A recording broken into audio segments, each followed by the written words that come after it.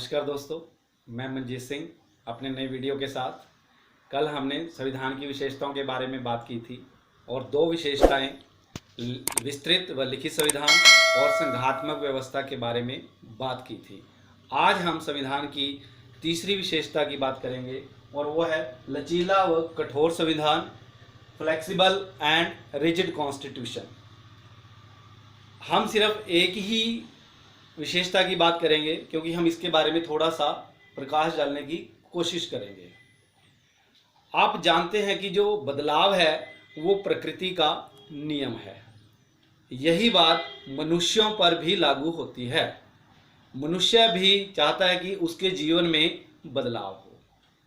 यही बात हमारे देश के संविधान निर्माताओं को भी पता थी कि हम जो संविधान बना रहे हैं आने वाले समय में उसके अंदर कुछ ना कुछ परिवर्तन होंगे।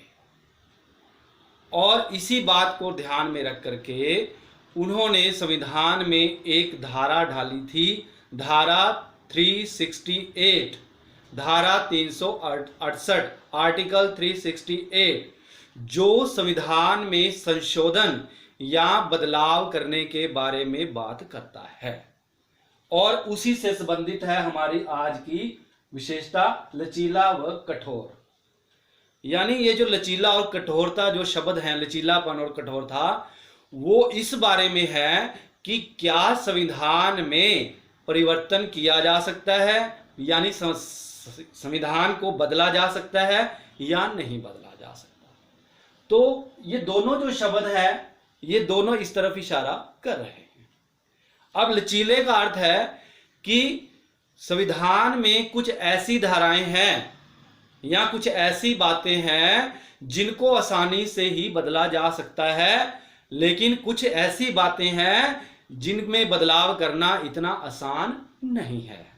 जब हम कहते हैं कि वहां पर बदलाव आसानी से किया जा सकता है तो इसका मतलब है कि वो लचीला है, और जब आसानी से बदलाव नहीं किया जा सकता तब हम कहते हैं कि संविधान कठोर है। बदलाव दोनों में होता है, बदलाव लचीले में भी है, कठोर में भी। यह नहीं है कि लचीला तो पूरी तरह से बदल लो और कठोर है कि बिल्कुल भी नहीं कर सकते, नहीं, ऐसा नहीं है। लचीले का अर्थ है कि बदलाव कुछ धाराओं में किया जा सकता है आसानी से, लेकिन कुछ धाराओं में बड़ी मुश्किल से बदलाव किया जा सकता है। और एक चीज और जान लें कि ये जो धारा 368 जिसकी यहाँ आर्टिकल 368 जिसकी हम बात कर रहे हैं, अमेंडमेंट इन द कॉन्स्टिट्यूशन, उससे संबंधित है कि संविधान में संशोधन या परिवर्तन कैसे किया जाए। सबसे पहली बात तो ये जान लें कि अधिकार सिर्फ देश की संसद को है, पार्लियामेंट को है। पार्लियामेंट के दोनों सदन, राज्यसभा, लोकसभा, जब कोई बिल पास करेंगे उसके बाद वो महामहिम राष्ट्रपति की स्वीकृति के लिए जाएगा, तभी वो कानून बनेगा और तब वो जो बदलाव है तभी हो पाएगा। अब हम ये जो लचीला और कठोर संविधान या बदलाव की अगर हम बात करते हैं तो वो तीन तरीके से कर सकते हैं। तीन तरीके से बदलाव किया जा सकता है। जब हम लचीले की बात करते हैं यानी बड़ी आसानी से, तो यानी साधारण बहुमत से, सिंपल मेजोरिटी से बदलाव किया जा सकता है। ये सिंपल मेजोरिटी तो पहले समझ लें होता क्या है। साधारण बहुमत या सिंपल मेजोरिटी का अर्थ है कि जब एक सदन, चाहे वो राज्यसभा है चाहे वो लोकसभा है, किसी बिल को जितने भी वहां पर सदस्य उपस्थित हैं और वोट करेंगे, टोटल संख्या नहीं, ये चीज याद रखें, जितने भी सदस्य वहां पर उपस्थित हैं और वोट करेंगे उसके आधे से एक अधिक उसके फेवर में बात करेंगे, तब इसका मतलब है वहां पर वो बिल पास हो जाएगा। उदाहरण के लिए मान लीजिए संसद का सदन चल रहा है और लोकसभा की बैठक हो रही है। लोकसभा हम संसद का ही एक सदन है और वहां पर मान लीजिए उस दिन 300 लोग बैठे हैं। टोटल आपको पता है 545 सदस्य हैं, 543 इलेक्टेड और 2 नॉमिनेटेड होते हैं जो राष्ट्रपति के द्वारा। मान लो उस दिन 300 लोग बैठे हैं और उसमें ये बात आ गई कि यहाँ पर हमने कोई प्रस्ताव लेके आना है जो संशोधन से या बदलाव से संबंधित है। अब ऐसी स्थिति में क्या होगा, वहां पर वोट डाले जाएंगे। 300 लोग हैं, 300 के 300 लोग वोट डालेंगे और उनमें से आधे से एक अधिक का क्या मतलब हुआ कि उसकी जब आध होगी, 300 की जब हम 50% करेंगे, आधा करेंगे तो वो 150 होगा और उसमें जब हम एक और डाल देंगे तो इसका मतलब वो 151 हो जाएगा। यानी जब 151 लोग उस सदन में ये बात मानने के लिए तैयार हो जाएं तब वो बिल वहां पर पास हो जाएगा। यही बात उसके बाद राज्यसभा में भी जाएगी। राज्यसभा में आपको पता है कि 250 सदस्य हैं, जिसमें 238 जो होते हैं वो निर्वाचित होते हैं और 12 महामहिम राष्ट्रपति जी के द्वारा मनोनीत किए जाते हैं। अब मान लीजिए उस दिन जिस दिन वो बिल पेश होना है उस दिन वहां पर कुल जो लोग हैं राज्यसभा के, मान लीजिए 200 बैठे हैं। सारे लोग नहीं जाते, कई बार किसी को कहीं और जाना होता है और काम होते हैं, वहां 200 लोग बैठे हैं और जब वहां पर वोटिंग हुई और उसमें से 101 लोगों ने फेवर कर लिया, उसके पक्ष में मतदान कर लिया, तो इसका मतलब वहां पर भी बिल पास हो गया। उसके बाद दोनों सदनों में पास होने के बाद वो महामहिम राष्ट्रपति जी के पास जाएगा, प्रेसिडेंट जी के पास जाएगा और जब वो अपनी स्वीकृति दे देंगे, अपने साइन कर देंगे, तो इसका मतलब वो बिल कानून बन जाएगा और हम बड़ी आसानी से, ये तरीका है संविधान में संशोधन करने का जिसको हम कहते हैं साधारण बहुमत या सिंपल मेजॉरिटी से। ये था पहला तरीका। और दूसरी बड़ी बात, दूसरी जो हम बात कर रहे हैं बदलाव करने की, वो है 2/3 बहुमत, जिसको स्पेशल मेजॉरिटी कहते हैं। यानी दोनों सदनों के जब अलग अलग करेंगे, चाहे वो लोकसभा है चाहे वो राज्यसभा है, मान लीजिए कोई बिल लोकसभा में गया, वहां पे जितने सदस्य हैं और जो उपस्थित हैं और वोट कर रहे हैं, आपको पता है 545 हमने अभी भी बात की है। अब वहां के 2/3 सदस्यों के द्वारा वो बिल पास होना चाहिए, 2/3। अब 2/3 कौन से, जो वहां पर बैठे हैं और वोट करेंगे, प्रेजेंट एंड वोटिंग। अब क्या हुआ, मान लीजिए उस दिन वहां पर 450 लोग बैठे हैं, 450 लोग बैठे हैं लोकसभा के अंदर, और जब वो वहां पर वोटिंग हुई तो इसका मतलब 2/3 बहुमत जो बनेगा या स्पेशल मेजॉरिटी बनेगी वो 300 से ज्यादा होनी चाहिए, क्योंकि 450 का जब 2/3 करेंगे तो 300 हुआ। जब 300 लोग उसके फेवर में मतदान कर देंगे तो इसका मतलब है कि उन्होंने बिल को पास कर दिया।